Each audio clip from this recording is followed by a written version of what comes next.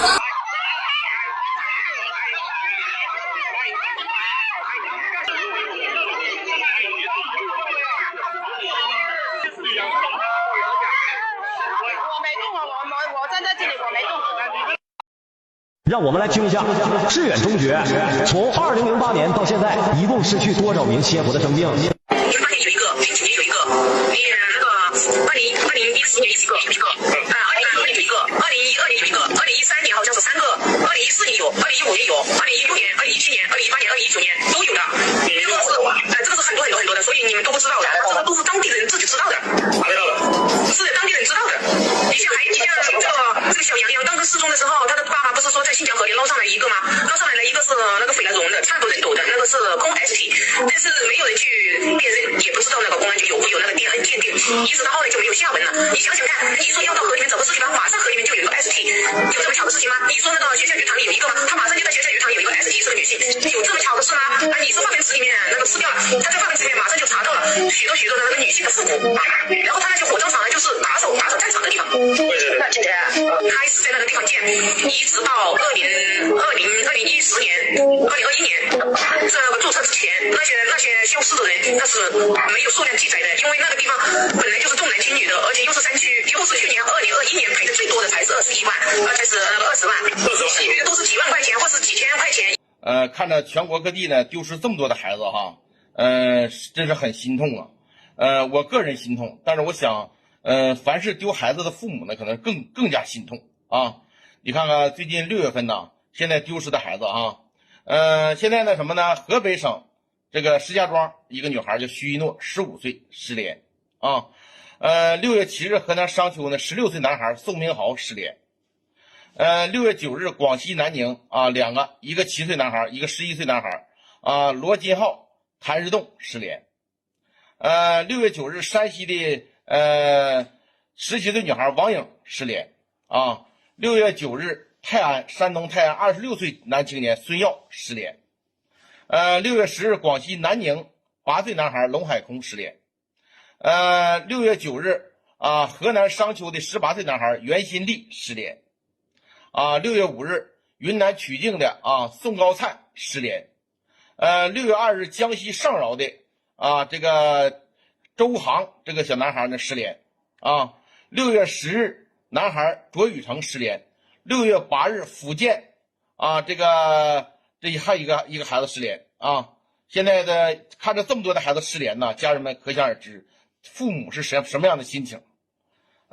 据称全世界共有5亿多肾病综合症患者，而我国目前占了 1.3 亿人，是世界的1/5，是全国人口的1/10。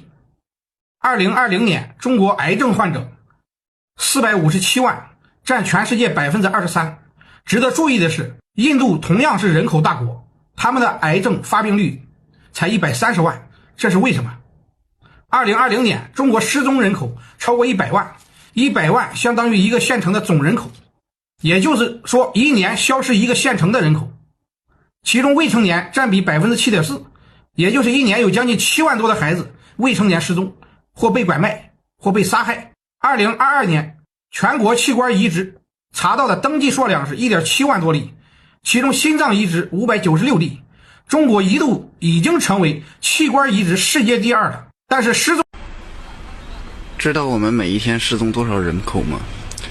为什么最近的段子失踪人口的消息看到的很少？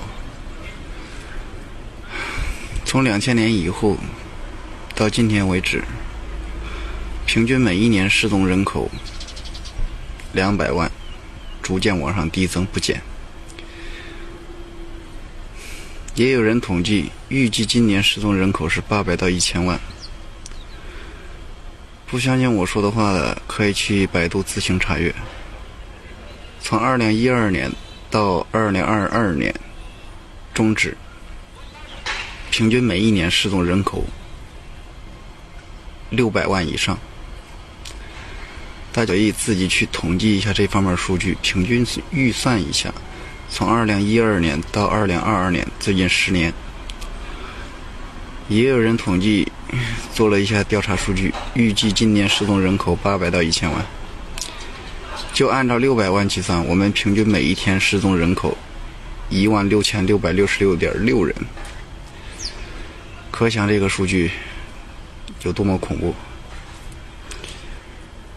以前失踪基本上都是一些年轻小孩，还有家庭妇女，现在失踪人口已经逐渐大龄化，25岁以内，23岁左右，特别是15岁以上到25岁之间，这一类人是最容易丢失的。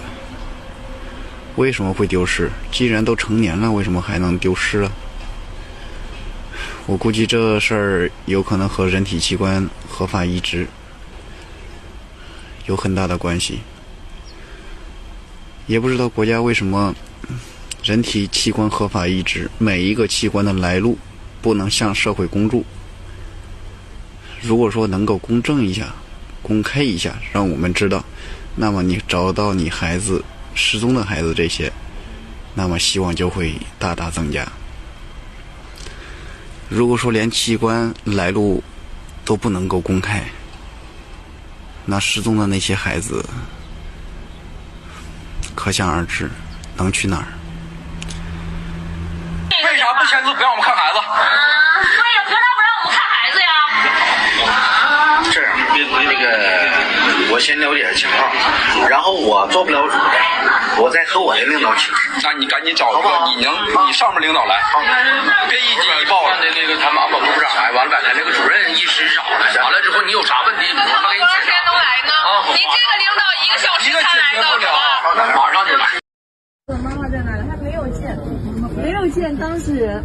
妈妈，是我才知道，我说他们在这里干什么？这个人是谁啊？我现在上来问你，是不是学校里面某位同学？我谈谈同学的某位家长，请问你叫什么？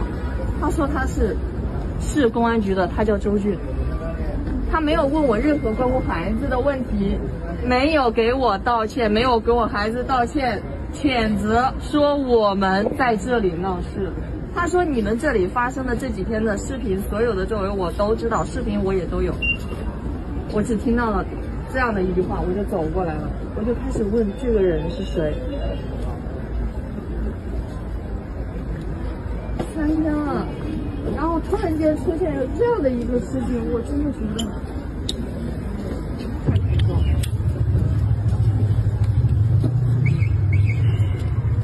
不管是领导，不管是哪个部门，不管是哪个部门的，没有孩子吗？